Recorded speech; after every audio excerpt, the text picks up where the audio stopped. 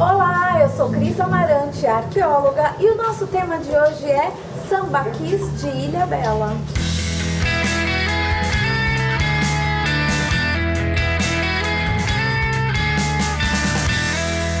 Cíntia, o seu trabalho de doutorado foram os sambaquis de Ilhabela. Você começou com os sambaquis lá do sul e depois se encantou pelos de Ilhabela porque você viu algumas semelhanças e diferenças. O que existe assim de específico dos sambaquis de Ilhabela, diferente dos outros que você já havia pesquisado?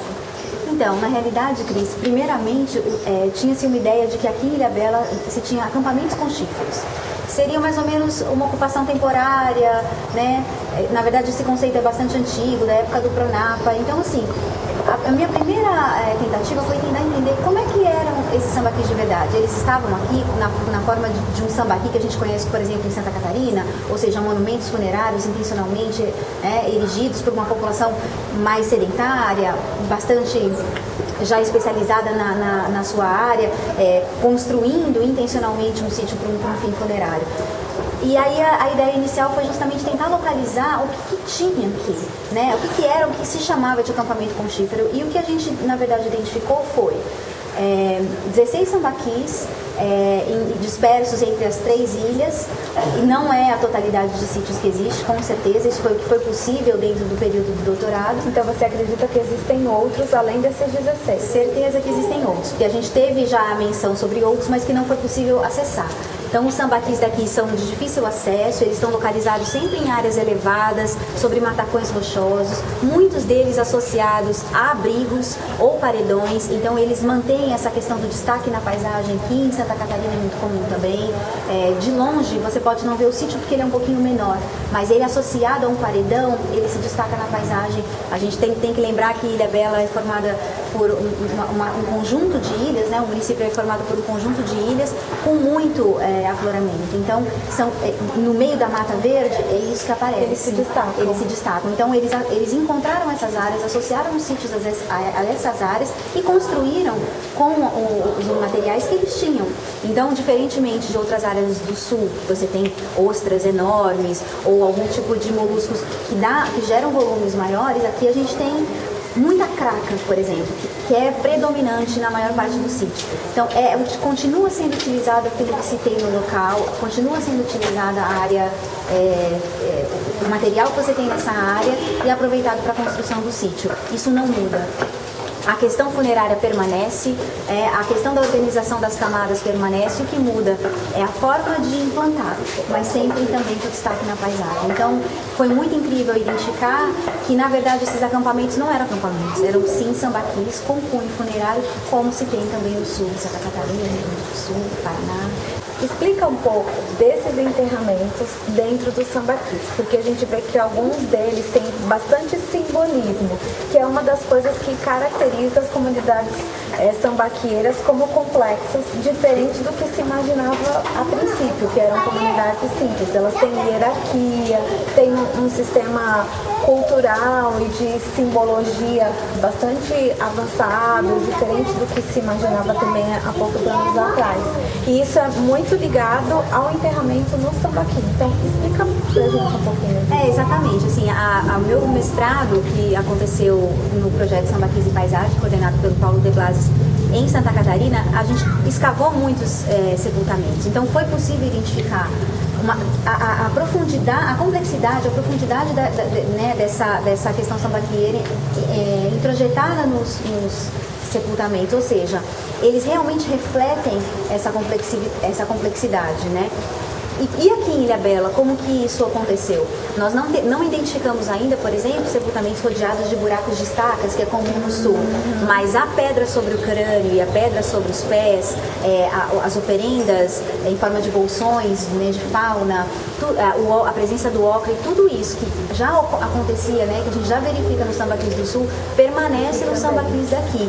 Então, assim, apesar dessa diminuição de volume, né, que o material aqui não permite tanto de altura dos sítios, a questão da complexidade, da representação funerária nessa cultura se mantém marcada também nos sepultamentos.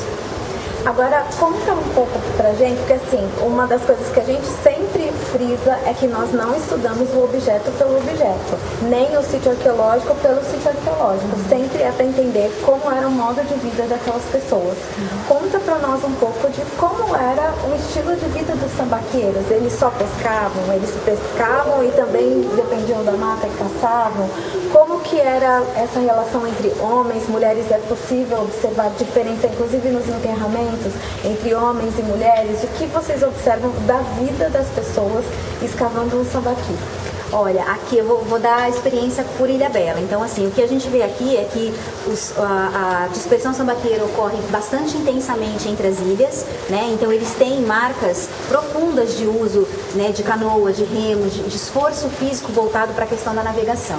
Extremamente bons navegadores, conhecedores de mar aberto, se dispersaram por todas as ilhas da região, aproveitaram a matéria-prima disponível, faziam polimento muito bem. Então, a gente encontrou bacias de polimento também preservadas, faziam ferramentas que eram utilitárias para eles, para a produção de canoas principalmente.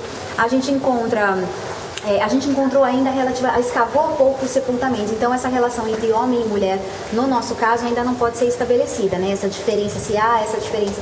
Mas com certeza eles imprimem um modo de vida muito cáries. Nós não temos, a incidência é muito baixa, um consumo de pescado muito grande. O próprio sambaqui revela isso, né? E as análises de isótopos que a gente faz também. Por outro lado, tem o dente cerradinho, né? Que é bem comum nos sambaquis. Explica para as pessoas o porquê do dente cerradinho nos povos sambaquieiros. Eles faziam um consumo de alimentação, com alimentação bastante abrasiva, até o uso, a questão do crustáceo, da areinha que fica, enfim.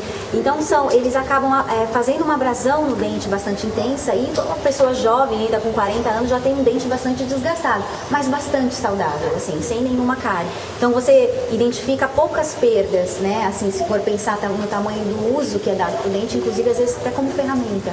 Então, para quebrar, para cortar coisas. Para trabalhar rede, para trabalhar, enfim, o que eles precisavam trabalhar.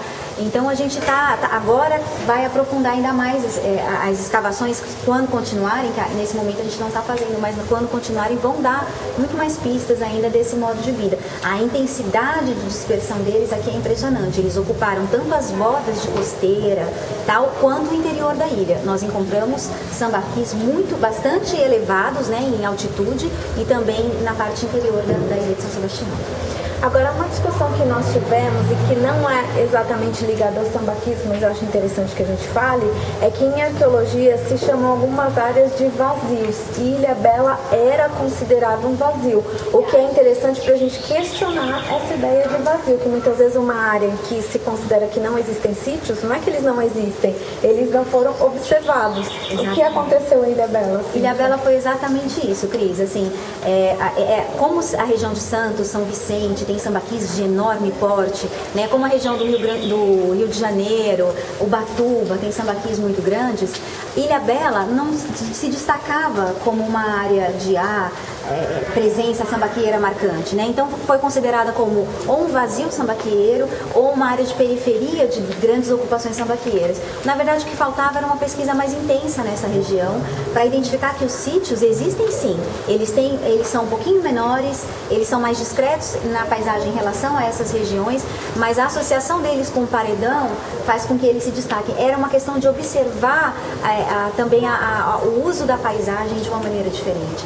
Você destacar um sambaqui de grande porte numa duna é uma coisa. É fácil. Você destacar um sambaqui numa área de Mata Atlântica, né, bastante fechada, com declividades importantes, né, que é o que a gente tem aqui, é outra questão. Então eles conseguiram fazer isso de uma maneira bastante competente, né, dentro daquilo que eles objetivavam, e a gente agora ficou fácil, porque a gente já sabe a área que eles querem. Já sabe o caminho das pedras, exatamente, que eles estão ocupando. Cíntia, a gente te agradece muito por essa explicação sobre sambaquis. A gente já tem um vídeo sobre sambaqui aqui no canal, que a gente vai colocar em algum lugar, né, Débora? Sim. Mas você agora tem uma explicação ainda mais, e quanto mais a gente souber do assunto, melhor, né? Que legal, eu agradeço, acho super importante saber. É uma ocupação atrativa, né? os primeiros ocupantes do litoral, enfim. Espero estar contribuindo aí para vocês poderem informar todo mundo que visita o canal.